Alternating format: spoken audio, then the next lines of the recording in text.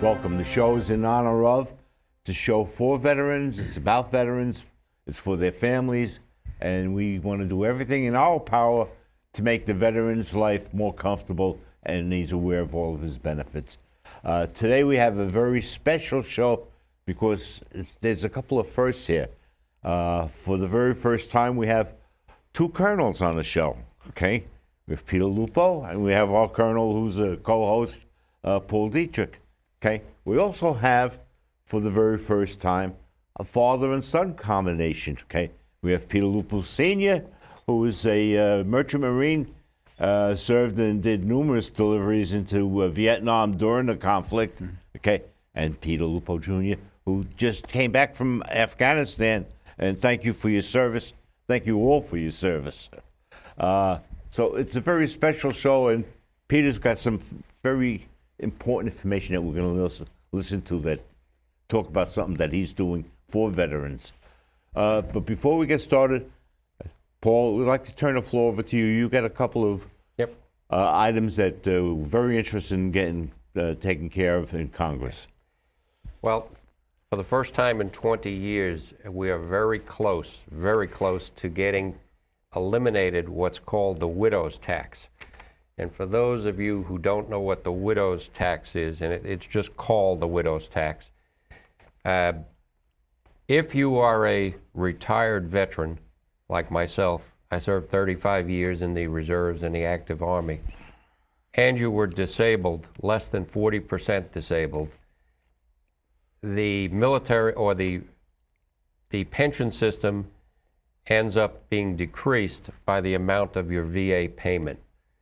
So I lost part of my hearing in Iraq, so my pension is reduced by about $140 a month.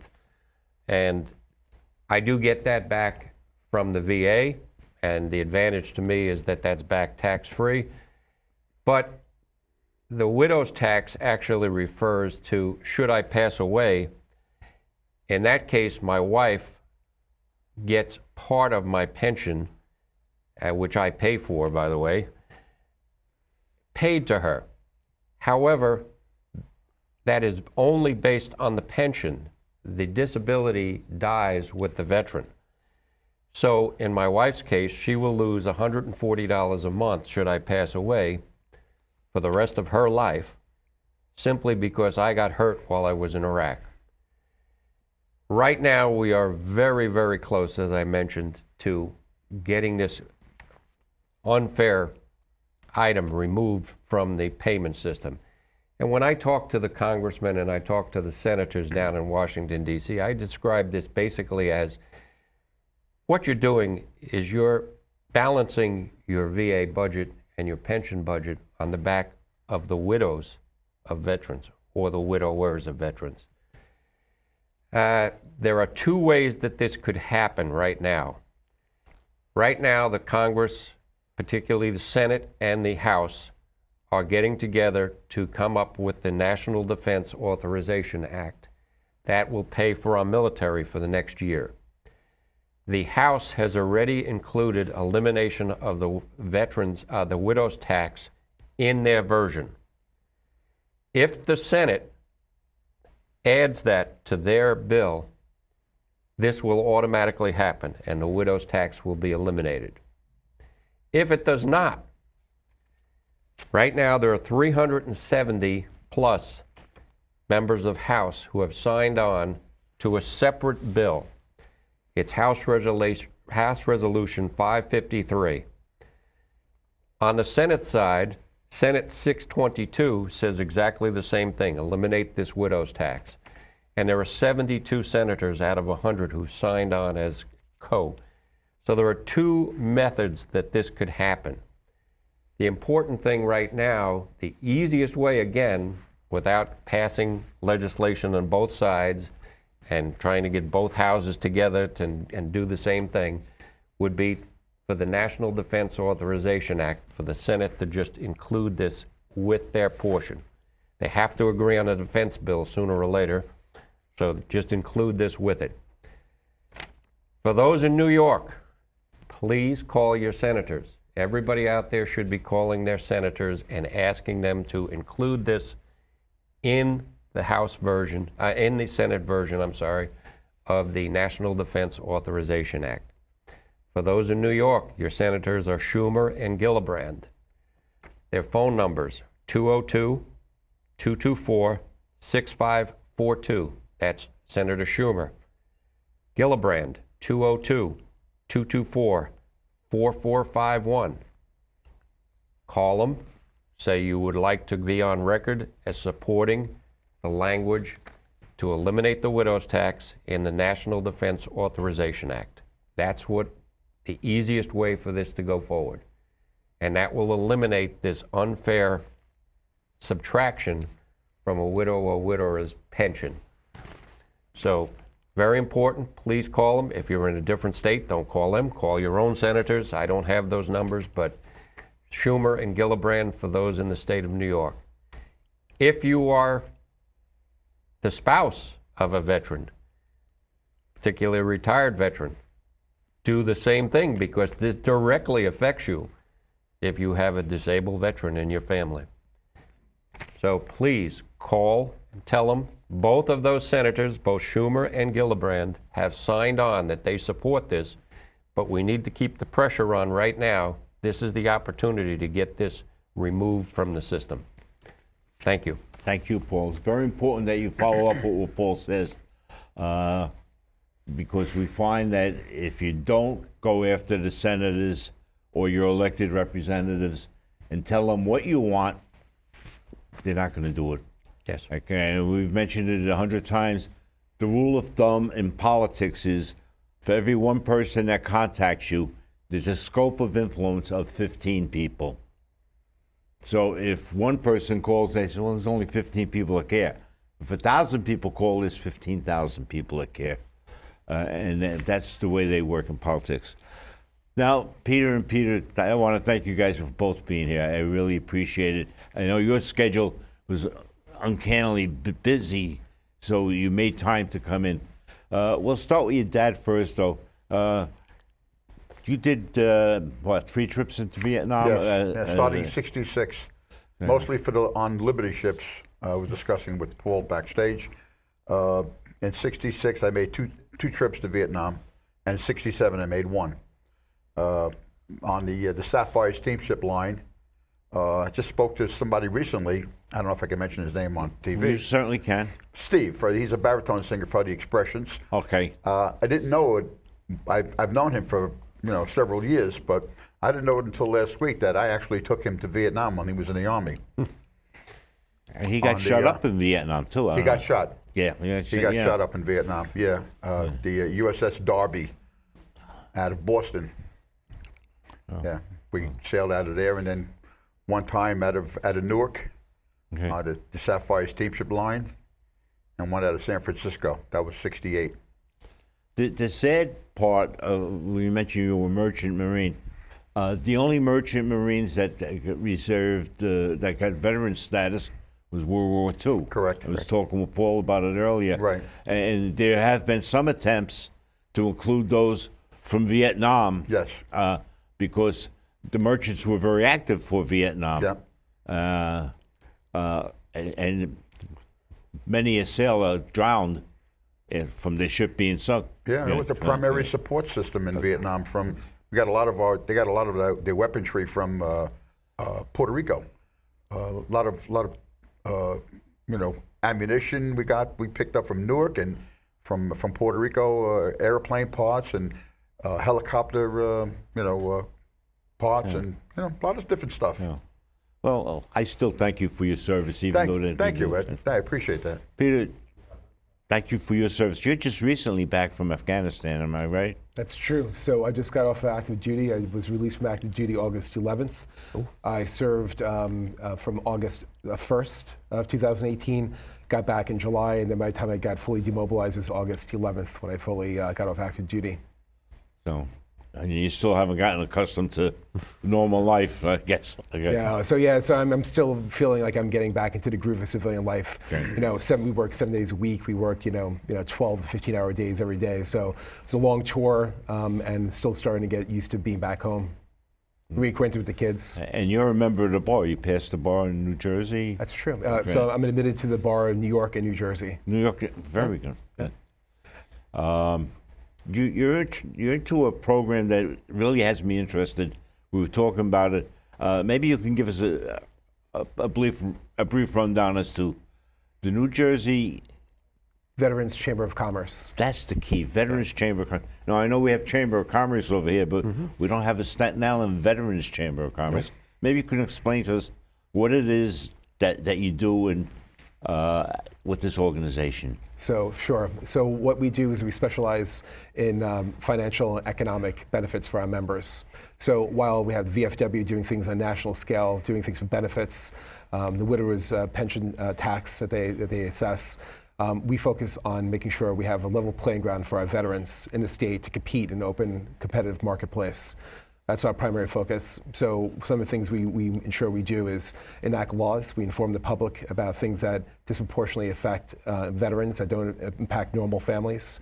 And we seek legislative ways in the state, General Assembly and Senate to come up with ways of making the marketplace a lot more fair for veterans to compete and to operate in.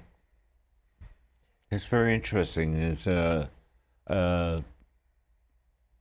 we've had successes, I assume. Yeah. So we recently just got something you probably don't know, most people don't know, is that the unemployment rate for spouses of active duty and reserve soldiers is 24%. Versus 3.7% nationally.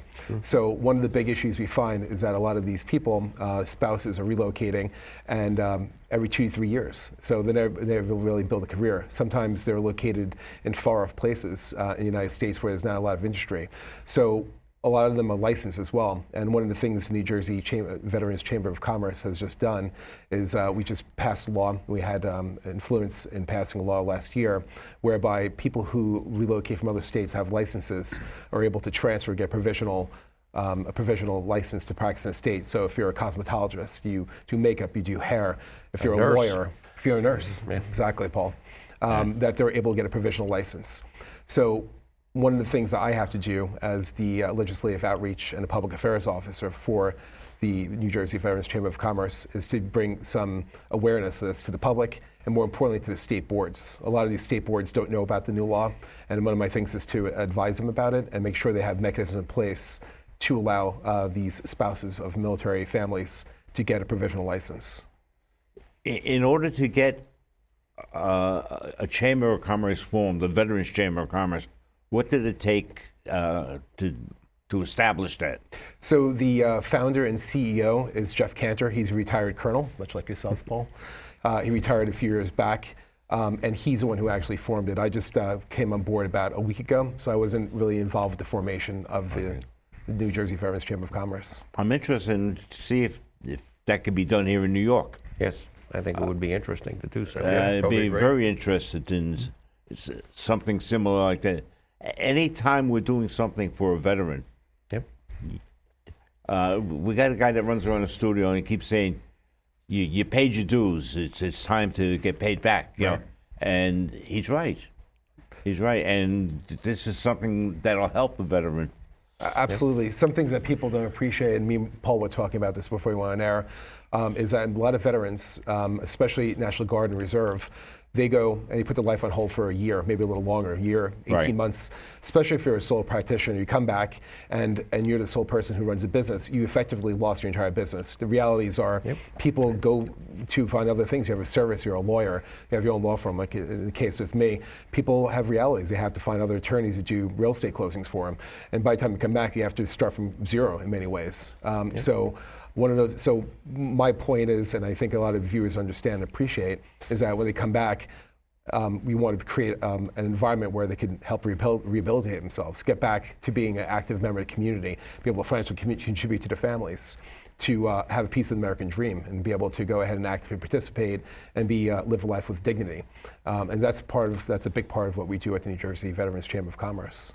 I'd go even further than that. Even if you're working for a corporation, and we talked a little bit about this also, particularly as a reservist, as a commander, I was doing 160 or more days of active duty a year. So my company had to figure out how to survive without me as senior manager for that amount of time. And then when I was deployed, I was gone for more than 2 years. So they had to basically backfill my position, yet still hold a position open for me, because that's the law.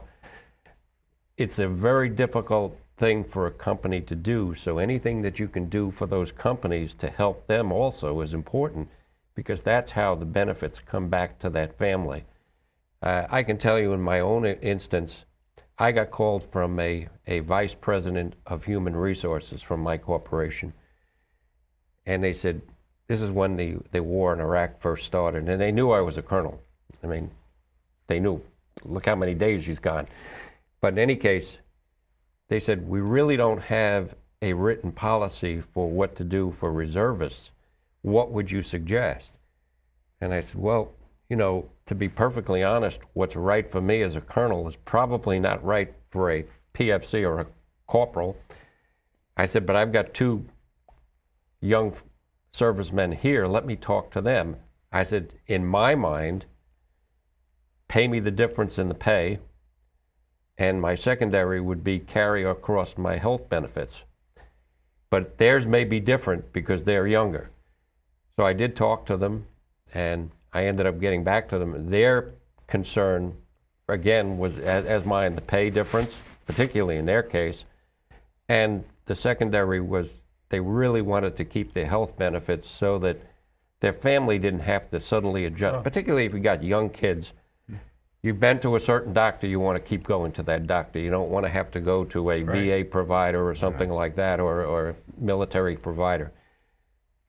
So I went back to, again, to this vice president. To be perfectly honest, I don't talk to vice presidents too often as a senior manager. That was very unusual. But they did come back to me and say, you know, call me back. I did. And I said, well, here's the priorities. If you can do the pay, that would be very much appreciated. And the second is this. Well, why can't we do both? Says, you certainly can. Thank you very much. Right. So a lot of these things don't exist, but nowadays the reserves is a significant part of the force. So these type of impacts happen, but the active duty impacts also happen. So very important that these type of benefits are out there for our soldiers and sailors, airmen and Marines, so that they can still have their families taken care of while they're deployed. You don't need this issue when you're deployed. Agreed. Can you talk about anything else? Are there jobs programs, things like that for returning veterans? So we have a number of different things that we've been working with state legislature. So one of the things we've been talking about is we have a job, access to capital symposium next month. So effectively, if you're a veteran, if you're a service member looking to start a business, something that's labor intensive, we have lenders coming in, giving seminars about different financial products that are open to them, that sort of thing. And then there'll be a kind of a question and answer session afterwards. You could talk about what's available as a veteran for starting up a business or getting additional capital for an existing business. Some of the other things we're doing, which I find really effective, is the veteran-friendly municipality certification that we're doing with the New Jersey Veterans Chamber of Commerce. Can you explain that, what that is? Sure. So municipalities that have resolutions in place that allows for a number of different criteria. One is if they agree to a set aside for 6% of all governmental contracts, that they agree to give 6% to veterans. The other thing is that they agree to hire up to 5% of the workforce that are veteran workers. The other thing they also have is they agree to give everyone notification of upcoming bids. As you know, a lot of times they do these things kind of cryptically, sometimes on a little secretly, but this time they give everyone fair notice directly to these veteran organizations. And the last is they agree to do 3 parking spaces throughout the municipality. This gives some prominence and it gives honor, for the people, and it keeps that within the awareness of the public. So those are the types of things we work on. We also have a 3% set aside for disabled veteran businesses in the state of New Jersey, which passed 3 years ago. So far to date, while we have certain commitments from different organizations to do it, we have not had one penny yet. So it's been about 3 years, but we have not, even though it's a law, we don't have any actual funding yet. So we're comfortable right now working with the governor, working with the state legislature. They will fund it, and that's one of my jobs, legislative outreach, is to make sure they understand that there's no use of having a law unless you're actually going to fund it and bring it about.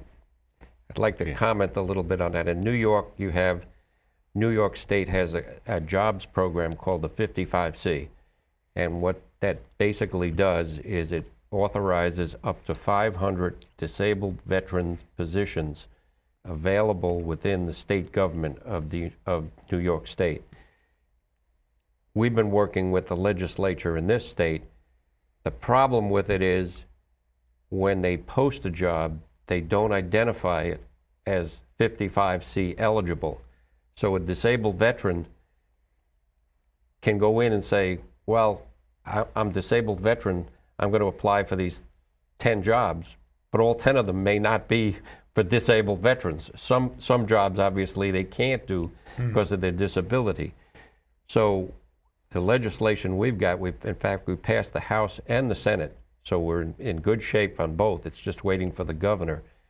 And I'm assuming that he's likely to sign it for Veterans Day. You know, that's a little politics involved there. But if he signs that, when they post a job, it'll say the following 15 jobs or 50 or however many there are 55C eligible.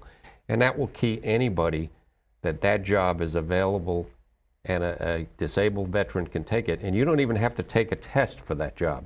If you apply for it, you're a disabled veteran, Automatic. you automatically get that. So it's a very important program. So you may want to look at something like that in New Jersey, getting the set aside from the governor and then coming up. But unless it's identified, a lot of these things are cryptic and you don't know about it. You've got to get the easy identification in there to the veterans. And my finding has been in a lot of cases, veterans don't go out and look for these things. You almost have to force them to do things. So it's the easier you can make it, the better off you are. Right. Well, that's one of the purposes of this show, is to bring that information to the veteran, and sometimes bring it to the veteran's wife. Maybe she'll make them do it. Yeah, exactly. Maybe she'll make a move. You know. Nice. I'm sorry. Agreed. No, this is a great thing about this. Is best practices. Is what we learn. Something I've never known about. Something we could bring to the state of New Jersey as well. Appreciate you sharing. And what I can do is I will forward you the actual bills, and then you can look at the bill that's already in play. That's perfect. Just copy this. Peter, is there a phone number or an email address or something where if somebody wants to get in touch with your organization, once again, it's the New Jersey Veterans Chamber of Commerce. Veterans Chamber of Commerce. I got it together now. It's a mouthful. It's a mouthful.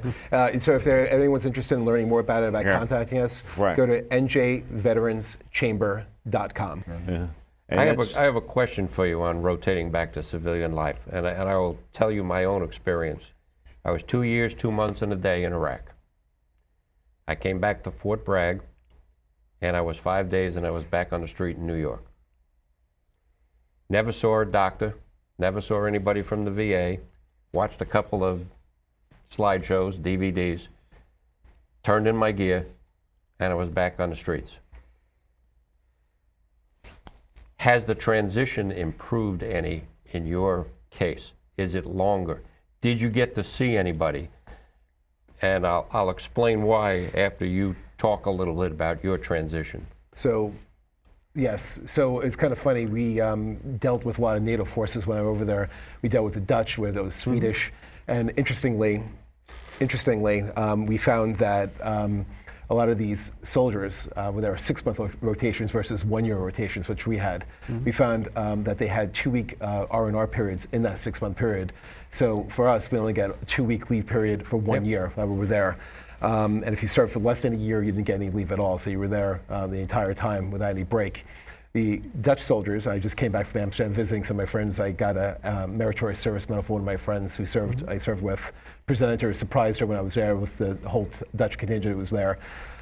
they got to go to Greece for 3 days. So before they went home, they got to see a priest, they got to see a psychiatrist, they got to go and decompress in Greece. They were, drink, hang out, commiserate, kind of if there was any issues, and then they came back to Holland and they were able to go back to their jobs. So nothing like that for us. We went to Kuwait, got stuck there for a week. Yep, From been there, Kuwait, done that. from Kuwait, I made my way to Fort Bliss.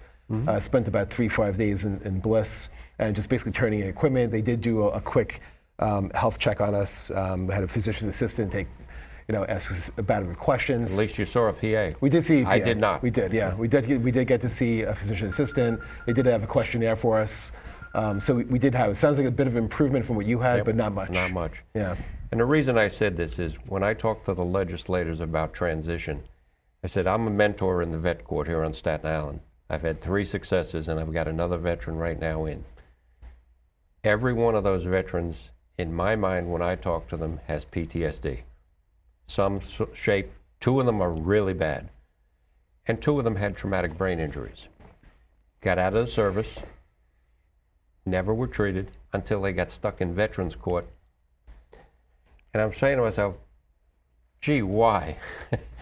It's because of the stress of combat. Couldn't have been prevented? With a transition. And the analogy I use is that if you were in prison and you got released, you have a parole officer. You've got somebody watching you, but if you're a veteran, you got nobody. You're on your own. And particularly reservists where you're not in a unit, you're back. It's yourself. There's nobody. The 50 people I deployed with all went 50 different ways out of Fort Bragg. There's nobody. Your buddies are gone. No buffer. There's nothing, and you're back on the streets. And that's why I asked you about transition. That's a good point. That's a good point. Same thing. Nothing's changed too much. Yep. And if you consider what Paul's talking about, and then you add in the factor of the number of suicides. I was just going to say I that. tied the 2 together. I was going to say the same thing. PTSD is something they didn't even identify until after Vietnam. Yep. Right. I mean, I think probably 80-90% of the guys that were in course. Nam came out with PTSD. Of course. And you carry it with all your life. Yeah. You know, Yeah. it's and you would think that the government or the military would at least get smart and identify these things when they first let Before you go. it becomes a problem Exactly. in society, Yeah. because that's what happens. I mean, you came out of service from Vietnam. You came back here and you got booed. Yeah. You got booed. Yeah. I mean, we were baby killers. Right. So, well, I can't thank you all for partaking in today's show. Like I said, it's a special show because father and son, 2 colonels, can't go wrong with that, and a wealth of information. Once again, what was that email for you? The New Jersey Veterans Chamber of Commerce? Got it. It's a NJ Veterans Chamber. Okay. Very good. Look that up. Go online and look it up, and do a poll issue. Call your Call your senators. senators. And you just keep watching in honor of. This is our honor and our pleasure to bring this show to you and to give you information to help you improve your life. Thank you so much. We love you.